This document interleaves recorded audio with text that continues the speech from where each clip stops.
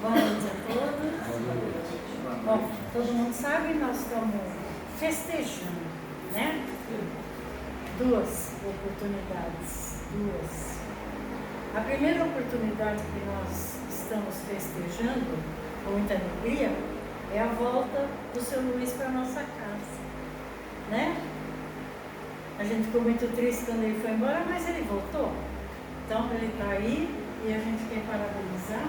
Seja muito bem-vindo para fazer um trabalho de amor como a gente espera, né? De cada um de nós.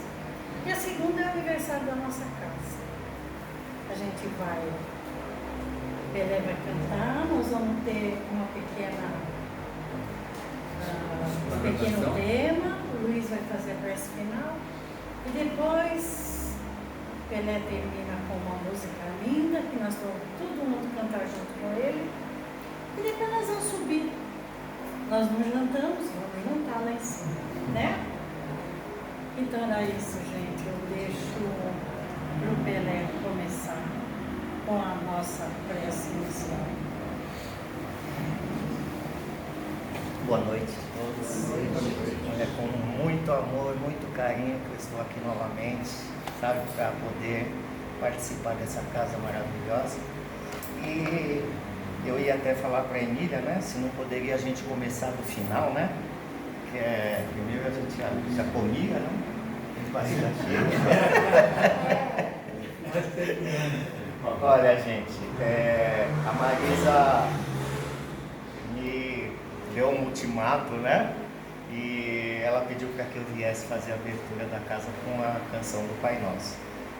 E eu já há bastante tempo, né, que já não faço a canção, então eu peço que vocês me desculpem sobre alguma falha, tá bom? Então, vamos elevando os nossos pensamentos ao alto e vamos assim, então, fazendo a nossa oração. Pai nosso que estás no céu, santificado seja o teu nome, e venha a nós o teu reino,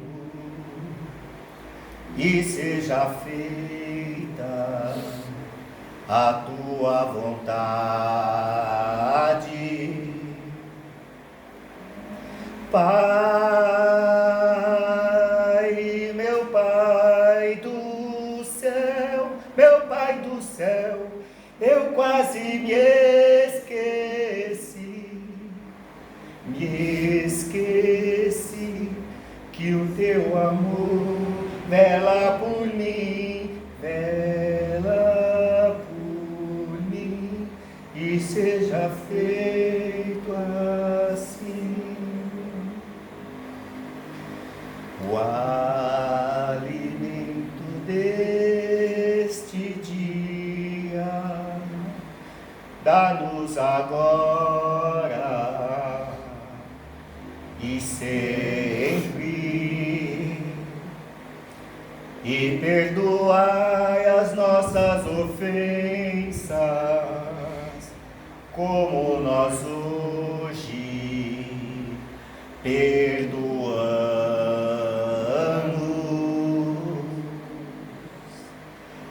Pai,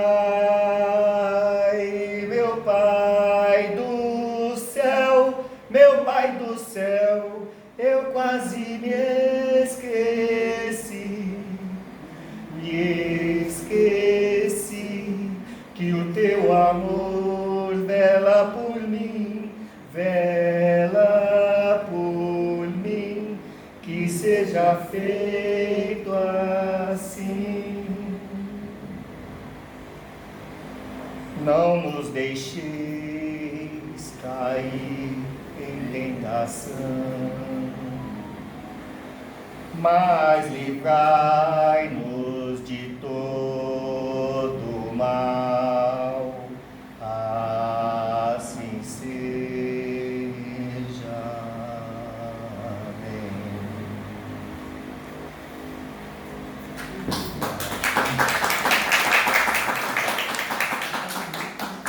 Obrigado, Ana. Então, hoje é um prazer, né, uma alegria estar aqui novamente nessa casa, que sempre me acolheu e está me acolhendo novamente.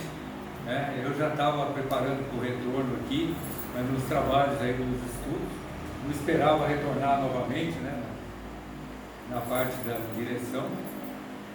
Até muitas vezes recusei algumas situações em Itanhaém, em Peruíbe, que eu estava envolvido nos trabalhos, porque eu queria desenvolver essa parte espiritual.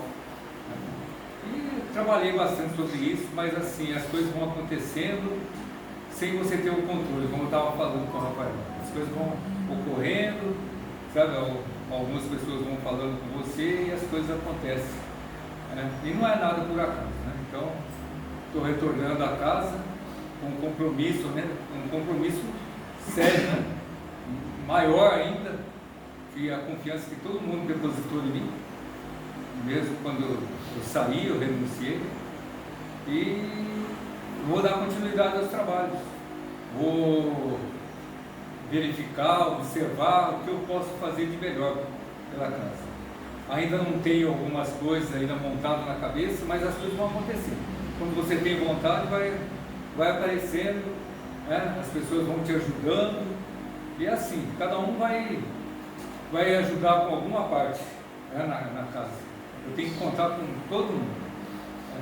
Todas as pessoas são importantes aqui na casa. Um é o lado lá de escrever bem, o outro é de trabalhar lá na obra, né? O outro é de estar lá fazendo os eventos. Todos nós somos importantes aqui.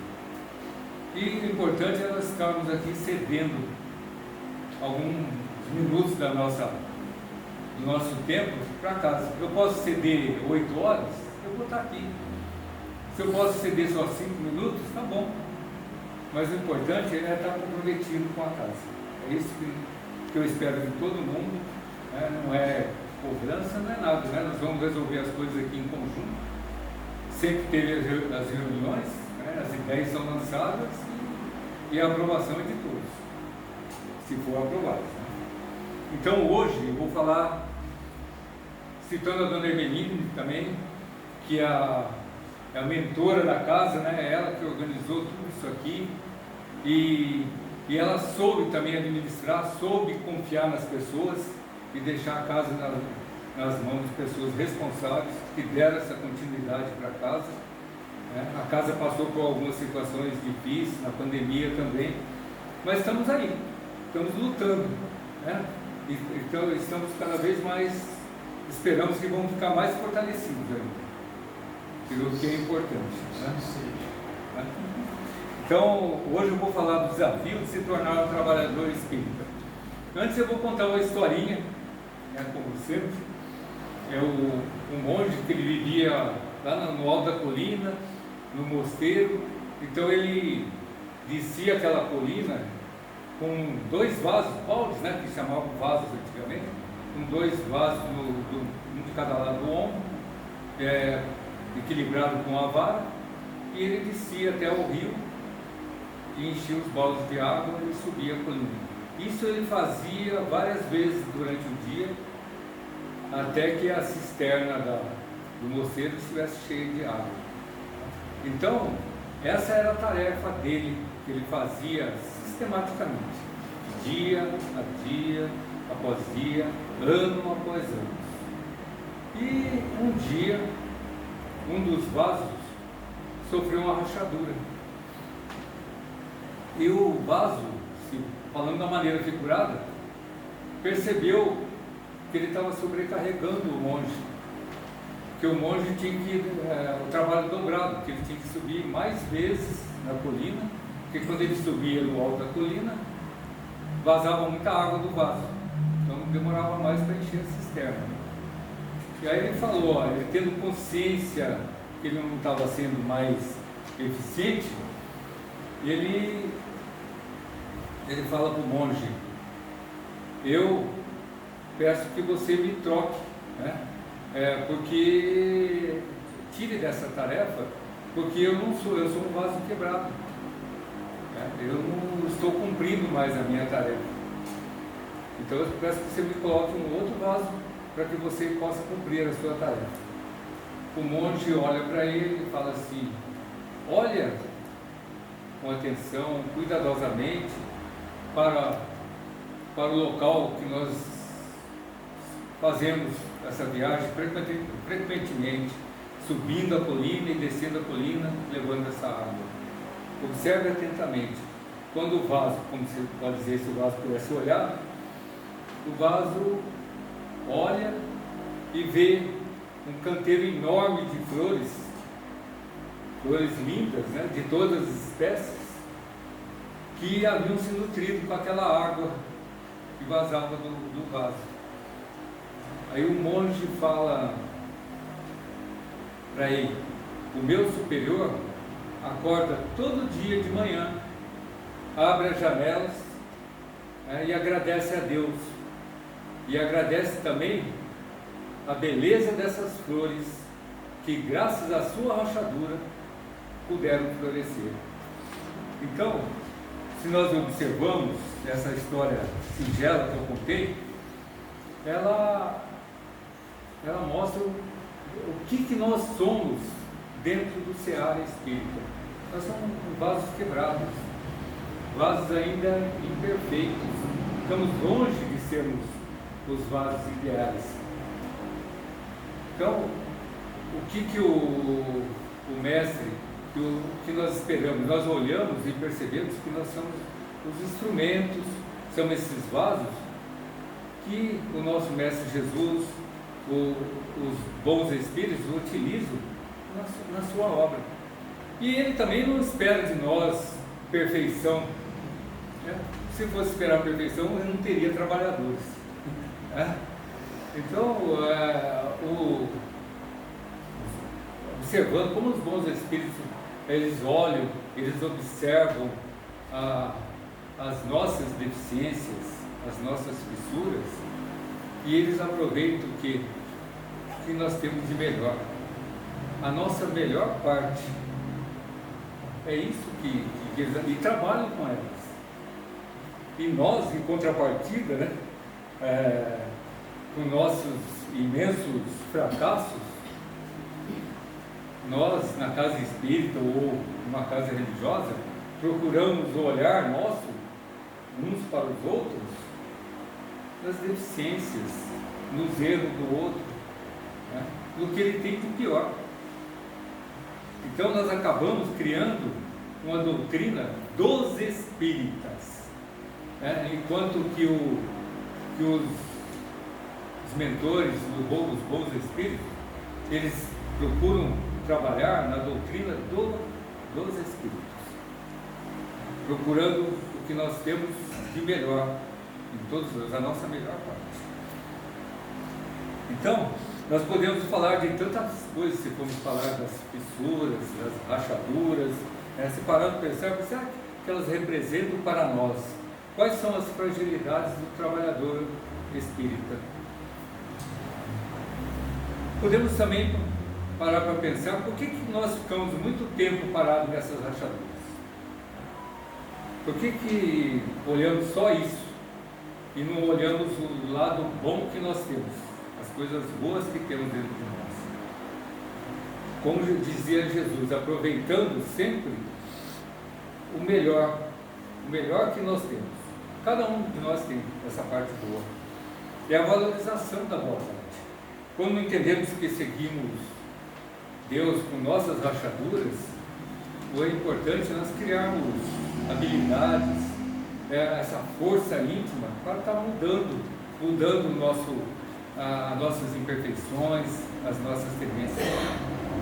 Não é fácil, muitas vezes nós não conseguimos, mas é isso que é necessário, esse é o fator necessário, é a mudança íntima para fazermos essa transformação em nós.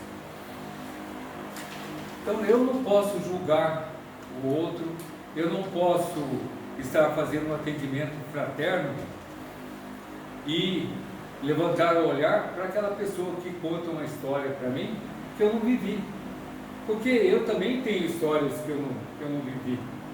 Então eu não posso julgar as atitudes, o comportamento do outro, porque porque o objetivo meu aqui na Casa Espírita é o quê? É de acolher, de dar o atendimento. Assim eu começo a entender o outro, mas quando eu começo a achar que eu sou superior ao outro, eu vou falar que a minha religião é melhor do que o outro, que a minha opinião, a minha visão espírita é melhor do que todos, meus pensamentos são melhores.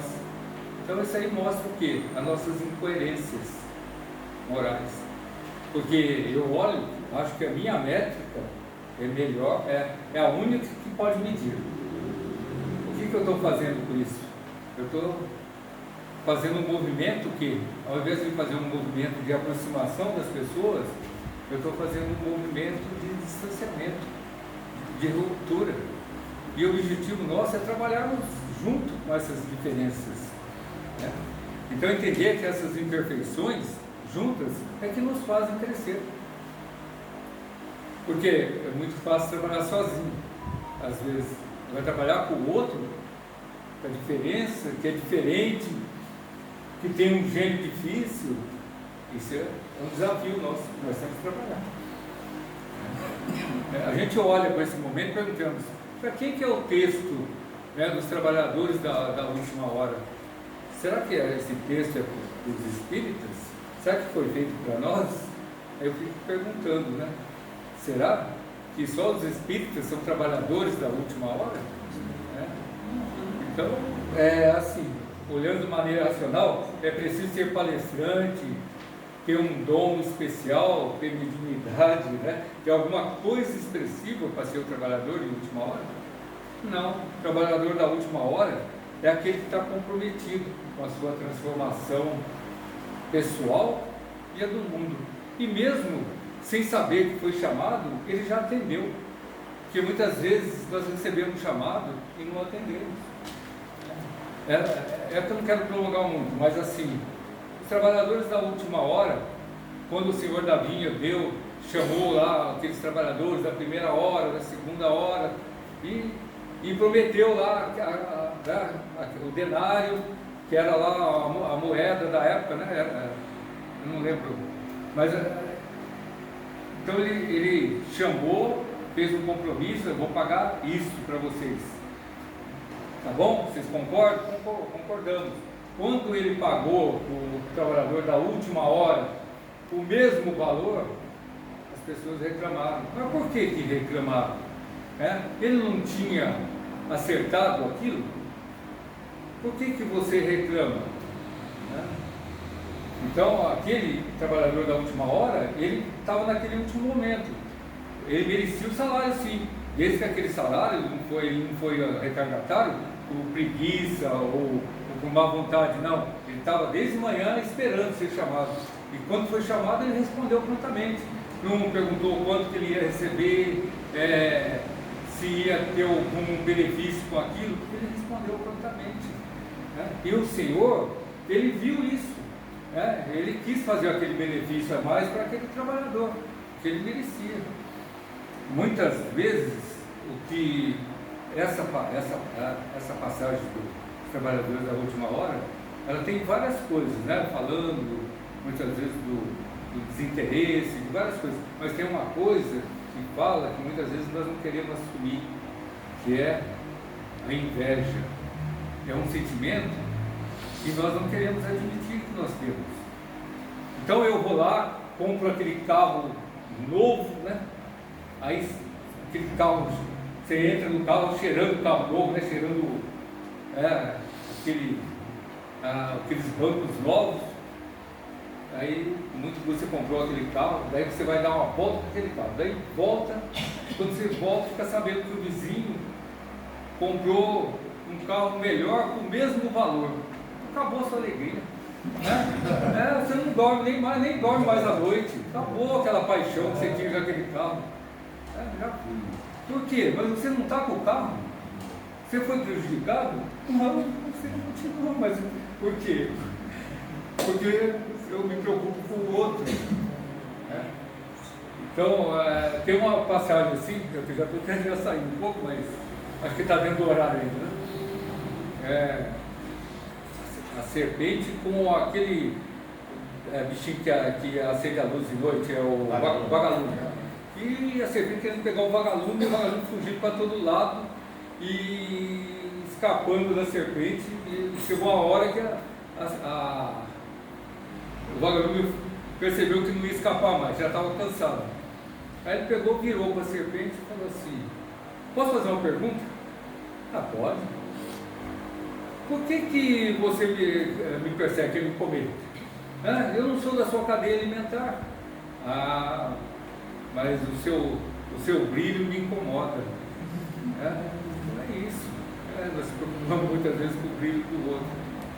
É isso, eu quis fazer uma parte aí do trabalhador da última hora.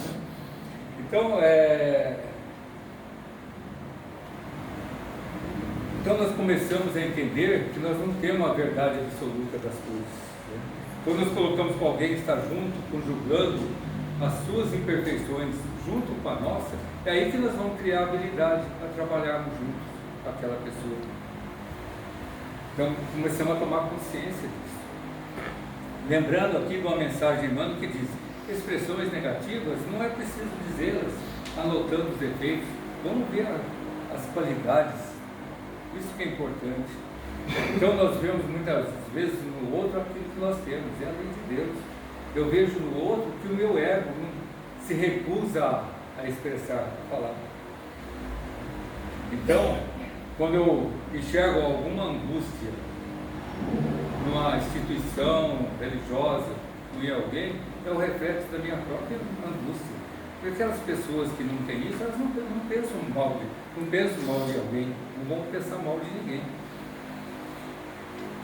Então, a maioria da casa espírita, nós percebemos, são pessoas boas, pessoas que querem trabalhar para o bem da casa.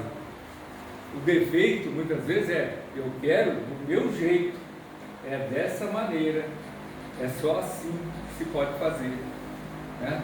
É como nas religiões, né? Só tem um caminho para chegar a Deus, mas nós temos aquela montanha lá e tem vários caminhos para chegar naquele topo, né?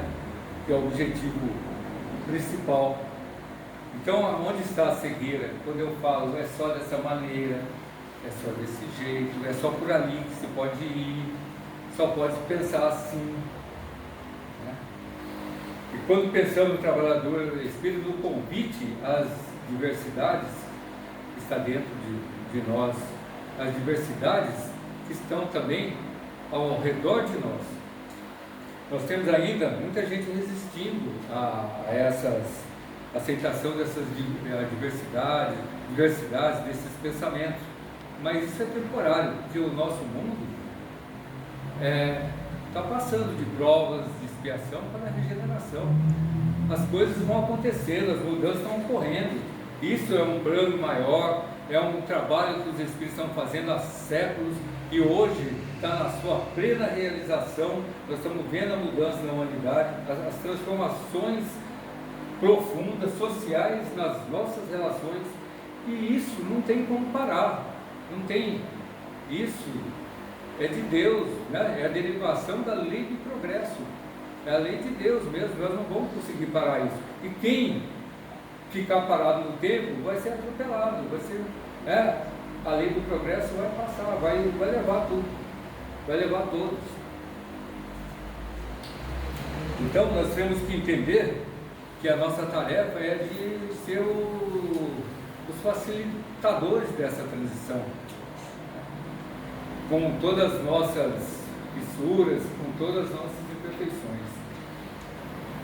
Como diziam os gregos sobre a sinceridade, né? Porque os gregos tinham mania de, quando tinha a trinca no vaso, eles passavam uma cera para vender o vaso, né? Então as pessoas chegavam e perguntavam: esse vaso tem trinca, tem cera ou não tem? Então, nós estamos no momento, na era, que nós temos que falar assim: nós temos sim rachaduras, e isso não vai diminuir, não vai deixar ninguém menor, vai mostrar que nós somos o quê? Humanos. É com um olhar cada vez mais acolhedor, que o trabalhador espírita, esse ser humano, cheio de deficiências, né? Que muitas vezes acerta e muitas vezes erra, mas não desiste não. Hoje eu errei, puxa, o que eu falei ali não está legal, mas eu já tenho consciência, que aquilo estava errado, eu já melhorei um pouco, eu já penso que aquilo está errado, eu não vou fazer mais, então eu caio aqui, mas levanto, e vou continuar. É isso? É isso. Então, entendendo que Jesus trabalhou com seus discípulos, que eram vasos quebrados, vasos imperfeitos, nós podemos enumerar uma série de fragilidades nossas, quando nós falamos do nosso orgulho, da nosso egoísmo, que muitas vezes afetam nas nossas relações, né? Mas nós temos que ter consciência que nós somos vasos ainda quebrados. No livro Fonte Viva, eu gosto muito do Fonte Viva, que é um livro que muitas vezes você faz lá aquela apresentação, mas você não presta muita atenção nas lições. As lições do Fonte Viva são muito profundas. Na lição 32, Emmanuel nos diz que muitas vezes nós fixamos o nosso olhar no que o outro traz de limitações, e deixamos de lado trabalhadores preciosos que poderiam ajudar na tarefa, e que essas limitações seriam cicatrizadas pelo trabalho. Então nós deixamos de ver isso. Nós temos que desenvolver estratégias para olhar o hoje, o agora, estratégias que nos permitem enxergar, olhar mais profundamente as pessoas, olhar e saber que cada um de nós tem alguma coisa de bom para dar, para oferecer. Na lição 16 do Fonte Viva, Jesus fala a Pedro: apacenta as suas ovelhas. Ele não recomenda medidas drásticas através de uma disciplina compulsória, não, ele fala: apacenta, né? Olha aquele que não tem, que tem menos, dá suporte, ampara, alimenta naquele trabalhador o que ele tem de melhor. Então, refletindo, quando nós damos o melhor de nós também vamos receber do outro a melhor parte, o melhor dele. Buscando o melhor é que enchemos os nossos corações para olharmos para os outros, porque eles trazem de bom, né? E pararmos de gastarmos tanto tempo com coisas banais, com picuinhas, né? Como o pessoal fala, né? No popular, alguns falam piculetas, né? Então, para alimentarmos o lado bom um dos outros, e para que a nossa casa espírita, apesar das rachaduras, ela tenha sempre o essencial. Como Jesus falava, as coisas importantes da vida, as coisas eternas, o amor, a fraternidade, a união entre as criaturas. É isso que dá chão, que alimenta, que dá alma à nossa casa. Então é isso que eu queria trazer para vocês, essa reflexão, né? Que nós todos podemos trabalhar na casa e dar o nosso lado bom, o nosso lado melhor. É isso que a casa espera de todos vocês, que o Mestre Jesus esteja no coração de todos vocês.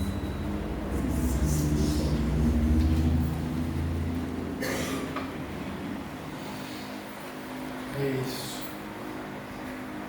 A explanação evangélica, tudo isso foi muito importante para nós.